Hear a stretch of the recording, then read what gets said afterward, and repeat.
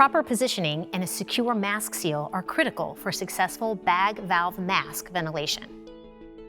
Tilt the head back slightly so the chin is pointing toward the ceiling. This opens the airway. Make sure the patient's airway is clear. Insert nasopharyngeal airway and/or oropharyngeal airway. Ensure the mask is properly sized for the patient. Masks should completely cover the nose and mouth with no gaps and without spilling over the side of the face. Place the mask on the bridge of the nose and lower it over the chin, allowing it to seal along the cheekbones and jaw. Manual resuscitator ventilation is best performed by 2 people, but it can also be done alone. To reduce the risk of overventilation, always remember to squeeze the bag with 1 hand, even if you are holding the bag with 2 hands.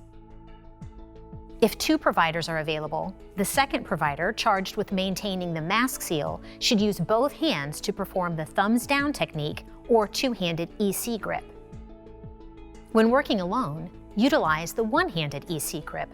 The patient's jaw should be lifted upward in the sniffing position, while the mask is held securely in place. Then attach the bag and begin ventilation. Your dominant hand should be used to seal the mask on the patient's face. The other hand can then be used for ventilation. The tidal volume that is delivered with each squeeze depends on the patient's ideal body weight. The average American male requires about 500 milliliters. The average American female requires about 400 milliliters. Too much or too little volume and/or pressure delivered is a problem. Too much volume and/or pressure delivered can damage the lungs and force air into the stomach. Too little volume delivered results in little to no gas exchange in the lungs. This results in high carbon dioxide and low oxygen levels in the blood. Know the volume of the manual resuscitator bag you are using. Squeeze the bag with 1 hand in the middle.